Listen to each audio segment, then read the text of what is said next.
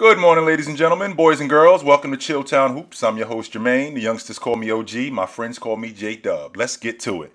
So the NBA season is in full effect, and we do have some surprises. We have some teams that we thought were already going to be good, and then we have some teams that aren't really panning out to what we thought that they were going to pan out to.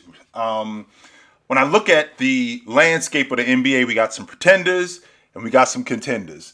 And I think we got teams that are put in the contender rap, but they're not contenders yet. They're not pretenders. They're just not at that level of being a contender yet. And I'll explain in a second. So one of the teams that I was asked about was the Chicago Bulls. Are they a contender? They jumped out the box real early. And the major concern that I had with Chicago was their ability to play defense. Last season, I think they were ranked 14th overall in defense, which is about average. So they come out this season at 4-0 to start the season. And, they beat Detroit twice. They beat New Orleans. And they beat the Toronto team. Well, I don't really pay a lot of attention to stuff like that. And the reason why I don't is because, it's the NBA. And you got to play who you got to play. Now, they got a big test coming up for them over these next 6 games. They got to play Philly twice. They got to play Brooklyn. They got to play Utah. And they got to play Golden State. So they got a really big test coming up. So we're going to find out. And they got to play the Knicks too. So we're going to find out. We're going to find out who exactly the Chicago Bulls are. I was never on the fence about who Lonzo Ball was. One, as a defender. I think Lonzo Ball is a solid defender. At 6'6", he's real rangy. He's a really good on-ball defender, and he's shown his ability to block shots as a point guard. I mean, the guy's rim protecting now, which I think is huge. So in addition to what he does offensively, he brings that element to them defensively. And you really can't put a price tag on that, because what that does is that just resonates and it radiates through the rest of the team. I always thought that Vooch was a solid defender, and I thought that he was a really good rebounder, and that's going to help them out tremendously. The question that I had was on the wings. I already know who DeMar DeRozan is. DeMar DeRozan is buckets. All right? He was 22 a game before he got there. Him and Zach LaVine, who Zach is one of the best athletes in the game and one of the best scorers in the game, could shoot the long ball, could shoot the mid-range, one of the best players in transition. The question is can these two guys be solid on defense? And it seems so far, it seems like they're not bad. And they got a test coming up pretty soon. Like I said, they got the Knicks coming up this weekend. Not Brooklyn. They got the Knicks coming up this weekend. They got to see Philly twice in the next week. So they got a big test coming up. So I'm very interested to see how they are defensively against the better teams in the league. Their bench, man, I can't say enough about Caruso.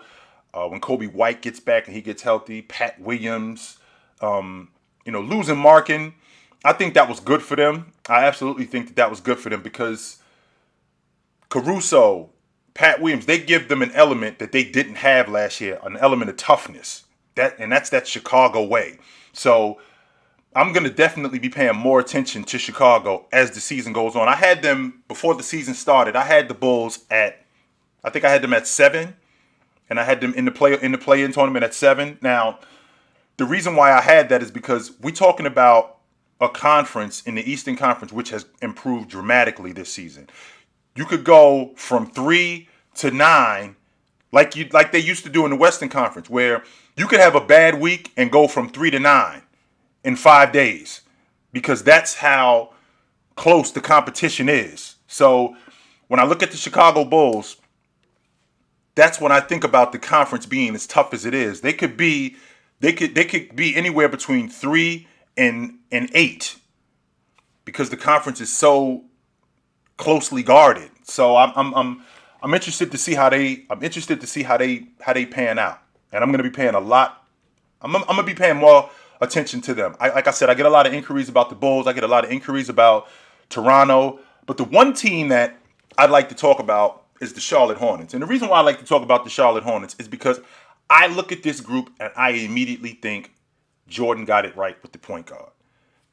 When you're building a unit, and you're building a unit for success, the first thing that you have to do is you got to get a franchise player. Who are we going to build this thing around? Who is the guy that we're building this thing around? And I think the guy that they are building it around is LaMelo Ball. And I think he's perfect for what they're doing. We got a 6'7" point guard who can be an elite distributor, who can score the basketball, who's got supreme confidence. This guy steps onto the court, and he honestly thinks there's not one person out here that's better than me. He's convinced of that. And that radiates when you have a leader like that, that feels like I'm the best out here, and not only am I the best out here, we're the best team. And that's eventually where I think that they're going to be. I don't think that they're contenders in the East yet. I don't think that they have the ingredients to win it yet, but I don't think that they're that far away. We're talking about a team where you already have your franchise point guard in LaMelo Ball. I think that the linchpin here is Gordon Hayward staying healthy, because I think that they're a playoff team if he can stay healthy.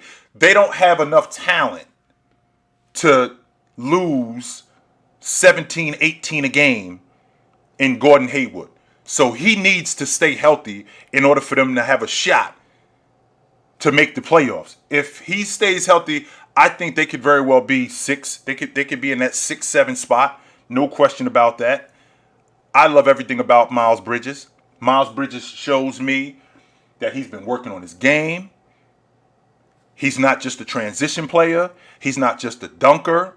He showed me that he's been working on his game in transition. He's gotten better with his handle. He looks like his mid-range has gotten better. He actually looks like he's gotten better defensively too. Yeah, he got dunked on a couple nights ago by Jaylen Brown, but that's part of the game. If you're not a basketball player unless you get punched on. That's just part of being a basketball player, getting dunked on. So when I think about what I'm seeing with the Charlotte Hornets, I'm impressed and I'm very intrigued by what they're doing. The problem that we're having is that the Eastern Conference has become so rugged and it's become so tough that we have a log jam now between 5 and 10. We got a log jam with Boston and Atlanta, Chicago, Charlotte. We got a log jam with these teams where a really good team could be on the outside looking in. A really good team could be on the outside looking in. I like what I see with Charlotte. I like their second unit. I think Terry Rozier on their first unit, I think he's got to play better than what he's been. And he's a catalyst to what they're doing. Absolutely. That bench got shored up with Ish Smith being a backup point guard because he's the consummate pro. And he's absolutely everything that they're looking for in a bench player. So I like what they're doing in Charlotte. I just hope that because management can screw you up. There's an old saying, anybody can train a secretary. You can screw them up too, though. So I think that Jordan has his franchise player. It's just a matter of building around it. And I think that they could be a force if this is handled correctly. Now, I've also gotten some inquiries about the New York Knicks, and Julius Randle has come back a better player. Yes, he has. So is RJ Barrett. And I'm not surprised. I'm not surprised at all, because that's what New York is. You're either going to get better or you're going to fold. And I think Julius Randle saw last season what he was in the playoffs, and he didn't like that at all. And I think he's vowed to get better, and he looks like he came back a lot better. RJ Barrett has come back a lot better. I'm digging what I saw in the addition of Kemba Walker. I'm digging what I saw from Kemba Walker. He's going to be a really good addition to what they're doing, absolutely. And I'm loving Robinson in the middle, the rim protector that he is, and what he brings them. This Knicks team, I had them around 6-7, but they could definitely make some noise in the Eastern Conference and get a favorable matchup. Turns out, they maybe win a first round playoff series. Well, we don't know. But again, the player that I was most concerned with wasn't Julius Randle. It was RJ Barrett, because he's improved every year, and it looks to me like he's starting to get better. He's in year 3 now, and he's starting to make that turn. So I'm gonna definitely be paying more attention to the New York Knicks, and I think that the Knicks are on to something.